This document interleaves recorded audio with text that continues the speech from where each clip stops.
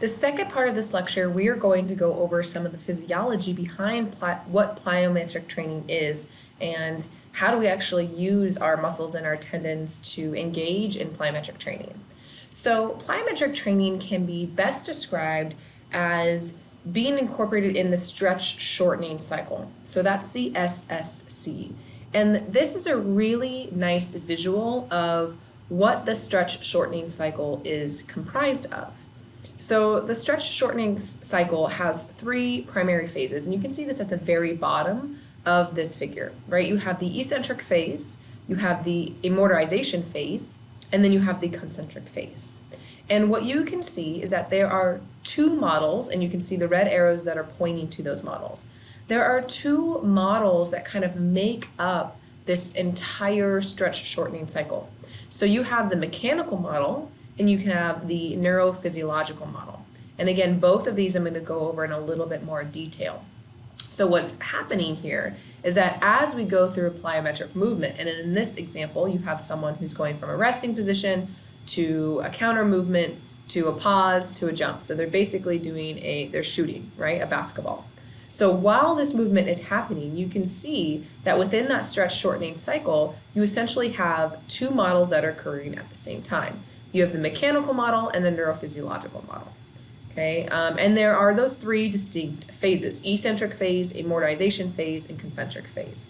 So all of the events listed do not necessarily occur within that kind of given phase. So for instance, within the mechanical model, the first part where the SEC undergoes a rapid stretch, that may take longer than the first part of the neurophysiological model. So that might still be happening into the amortization phase. Okay, but it's nice to look at this figure and kind of understand that, all right, during the stretch shortening cycle, there are these three phases, and during those three phases, these two models are kind of going on, right? These two things are going on in our body. Okay, so we have the mechanical model and the neurophysiological model. Really important you understand that there are two models. Again, we're going to go over those in more detail in just a moment. So looking at the 30,000 foot view of the stretch shortening cycle, you have those three phases. Your first phase is the eccentric phase. And what's happening here is you have your agonist muscle that's actually going through a stretching, right? So we know eccentric phase, our muscles are stretching. So the physiological event that's happening is you have elastic energy that's being stored during this eccentric part. Your muscle spindles are starting to be stimulated, so they're starting to say, hey, we're stretching right now. And then as a result, you have this signal that's being sent up the spinal cord. And again, I'll show you a visual of this in a moment. Then in the second phase of the stretch shortening cycle, you have amortization, which is basically pausing between phases 1 and 2. So amortization is essentially that time between phase 1 and phase 3. So the time between eccentric and concentric action. So the physiological event that occurs during this time is that you start to have your nerve synapses in your spinal cord start to fire, and then the signal starting to be sent to the stretched muscle. Okay, so if you remember in phase 1, there's a signal being sent to the spinal cord. In phase 2, that signal is now, it's been received by the spinal cord, and now it's being sent to the stretched muscle. Concentric phase is phase 3, and this is when you actually see the shortening of that agonist muscle like we discussed earlier, right? And the physiological event that happens here is now you start to use that elastic energy from the SEC. Okay, so that elastic energy is released during that concentric phase, and that stretched muscle is stimulated by the nerve. So if you remember the first phase, you had the signal sent to the spinal cord. Second phase, the signal was then sent from that spinal cord to the stretched muscle. And then the third phase, the muscle says, okay, now I can use it, right? It's being stimulated. So, and really important that we understand that the stretch shortening cycle has these three distinct phases. And within those three distinct phases, there are two models that are going on. Now, the first model we're going to discuss is that mechanical model of plyometrics. And during this model, we have the elastic energy, right? It's stored following a rapid stretch. So if you start to shoot a basketball, you typically don't start with flat feet. Typically what you do is you bend your knees, you bring your glutes closer to the ground, right? You essentially kind of go into a semi-squat position. So during this movement, what we're having is a a stretch that's happening. And during that stretch, you start to get elastic energy being stored. And then what happens is we release that elastic energy during the concentric action. And by doing this, we're using or increasing our muscle force production. So SEC is series elastic component, and that is a major contributor to force production. And it includes some muscle, but it's to be clear, the mechanical model of plyometrics is primarily engaging or using the energy that's stored within our tendon. So again, the series elastic component, this idea that we are able to use any kind of energy coming from that elastic energy that's stored in our stretch cycle of our movement, that is within the tendon mostly, not the muscle. So when the musculotendinitis or tendinous unit is stretched during the eccentric muscle action, the SEC acts like a coiled spring to store elastic energy. So essentially what we say is when we go into a stretched part of any kind of movement pattern. So let's go back to that kind of jump shot, right, in a basketball. So if we're doing a jump shot and we hinge at our hips, we bend our knees, we're starting to have some elastic energy that is stored, just like this coil you see, right? It's stored during that eccentric muscle action, okay? Because what's happening is during that eccentric muscle action, our muscle tendon is being stretched. Then the SEC acts like a coiled spring, and we're able to use that energy as we go into concentric action, okay? The mechanical model of plyometrics also says that if immediate concentric action occurs, the stored energy is released to create greater force production. So how quickly you do this is important. If there is no immediate concentric action, so let's just say you continue just to go into that squat position, you continue to go into that quick eccentric motion, but you don't follow it with a concentric action. What actually happens to that energy that you just created within that tendon, that energy is just wasted as heat. So we really need to utilize the energy that comes from the stored energy in our muscle tendon unit when we go into eccentric movements. So really important that when we train our clients, we train them, not only is it important to do a quick eccentric movement, it is equally important to do a rapid concentric movement so that we can utilize the energy that has kind of been stored in that musculotendon unit. So now let's talk about that second model, right? So our first model was the mechanical model. Now we're going to go into that neurophysiological model of plyometrics, okay?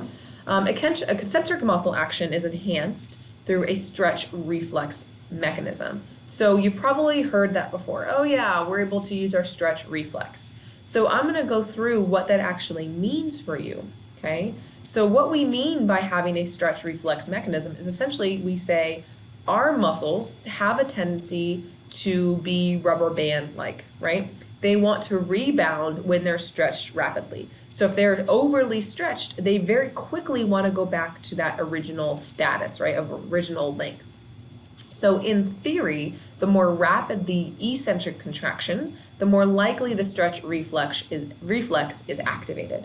So that's why it's really important when you are training your clients, when they're going through that eccentric contraction, it's not a slow movement, it's a quick eccentric contraction. Because if we want to utilize that neurophysiological model, we know that our muscles, the quicker that we have them go through eccentric contraction, the stronger, right, that rapid concentric contraction is going to occur. So this is an involuntary response by muscles. It's not like we're sitting there thinking, okay, muscles, go ahead and do this, right? So essentially what happens is our muscle spindles are, they communicate, right? So we have our muscle spindles that then kind of send a signal to our neurons that goes to our spine and then says, hey, we should probably move, and then it comes back and our muscles actually move. Okay, so our muscle spindles involved are sensitive to time and rate of stretch. So remembering that how quickly it stretches, kind of the better for our plyometric move. So our muscle spindles detect that stretch and then sends that message to the spinal cord, like I just said, and then that spinal cord sends a message back to the muscle, which as a result results into that concentric contraction of the overstretched muscle. Essentially what our bodies are saying is we don't want to be overly stretched, so now we're going to quickly contract and do this concentric movement. So just like the mechanical model, If we don't immediately have that concentric movement, we're gonna lose all of that energy that we just created. Okay, so and this is so important too, this last bullet. The response time of the reflex does not change with training. So the response time doesn't change with training, but the strength of the response does. And that's been shown in multiple studies. So it's really important that we understand that rapid eccentric followed by that rapid concentric. If we do that properly, the strength of how much muscle we can actually contract in that concentric movement is actually going to increase. And that's really important. That way we can get our athletes to jump higher and further and move laterally better and quicker. Okay. Here's a nice visual if you are a visual person, right? And again, this is that same neurophysiological model. Okay, so you have that first step where our body and our muscles start to realize that we're having this overstretching, so this eccentric phase. Then that sends a signal to our spinal cord, which says, okay, now we need to rapidly fire that muscle in contraction so that we shorten that muscle. So bringing it all back to that original kind of figure that I showed you, or this drawing that I showed you, remembering that this all is encompassed, these two models is all encompassed in the stretch-shortening cycle. So the stretch-shortening cycle is made up of three phases, that eccentric phase, amortization phase, and concentric phase. And within that, you have two models that are occurring. Your mechanical model, right, which is that spring-like part of your body, right, where we store energy in our tendon. And then you have the neurophysiological model, which is where we start to see this overstretching, right, that stretch reflex of a muscle, which sends a signal to our spinal cord, which comes back to our muscle that says, no, I don't want to be overstretched, I want to contract really quickly, okay? So really important that we understand that those two models are occurring simultaneously to help us in this stretch shortening cycle for plyometric training. So right now let's do a quick little learning recap. I want you to be able to list and then also describe the two types of plyometric models. Okay, so again, there's two types. You should be able to list and describe both of those. I'm going to really quickly now just go over reminding you of the three phases. You have eccentric, amortization, and concentric, and this is a nice example of when that happens. So this is a nice long jump. If you are not a runner or a track athlete, here's another example of when that happens. So if you're going from a starting position into a squat jump, again, you typically don't go right from that starting position to concentric. What you need is that eccentric contraction, which is phase 1, followed by amortization, which is phase 2, concentric, which is phase 3, and then you have your liftoff. So during the amortization phase, really the goal is to keep that phase as briefly as possible, okay, or as short as possible, so that we can capitalize on the energy that we just have stored in our tendon and the signals being sent by the spinal cord. So what you can see here on the left, that first drawing is a longer amortization phase, and what we really want it to look like is where that red arrow is pointing in that new kind of S-shaped drawing. We want that amortization phase to be as short as possible. So that's the goal. So now let's do another quick learning recap. I want you to be able to list and describe the three phases in plyometric movement. So not only should you know the two different models, but you need to know the three different phases in plyometric movement, what those phases are, the names of them, and how you would describe them. So go ahead and pause and do that. And when you're ready, we're going to move on to that next lecture, which is going to be on prerequisites and program design for plyometric training.